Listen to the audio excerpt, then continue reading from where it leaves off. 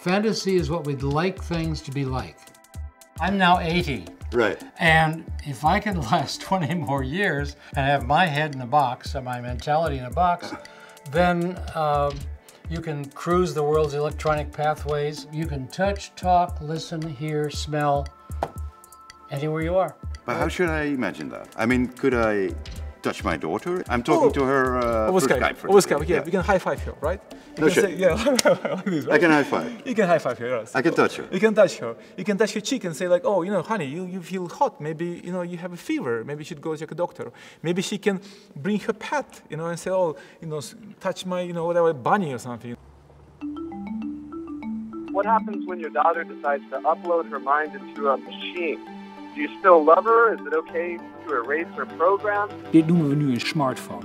Maar dit is geen telefoon. Dit is geen phone. Is dit de digitale verpersoonlijking van mij? Of is dat de interface tussen mij en de digitale wereld? The data is more important than the article.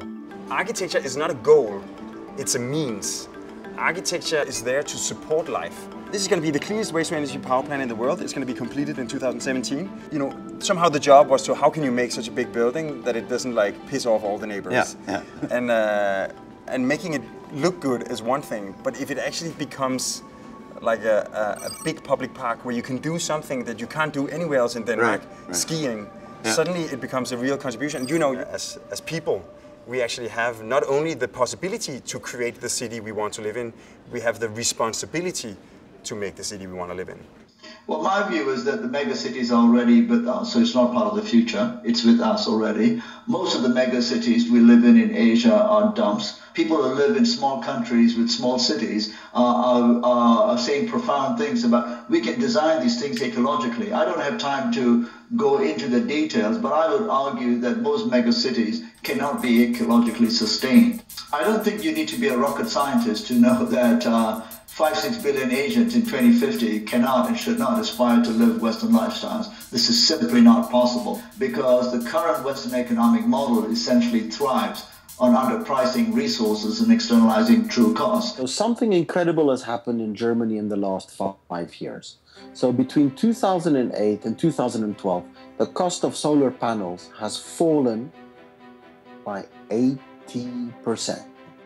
40% of all the electricity consumed in Germany came from solar power. 40%. So it's equivalent, when the sun is shining, of 35 nuclear power plants was built in 4 years, creating 110,000 jobs. That's the difference that policy makes, that is progressive, looking to the future and solving tomorrow's problems, not yesterday's problems. So the goal here is not necessarily replace the world with a virtual representation, but make our world we live in richer and better. I think just striving for excellence in whatever you do is a very powerful human motive, and it always will be.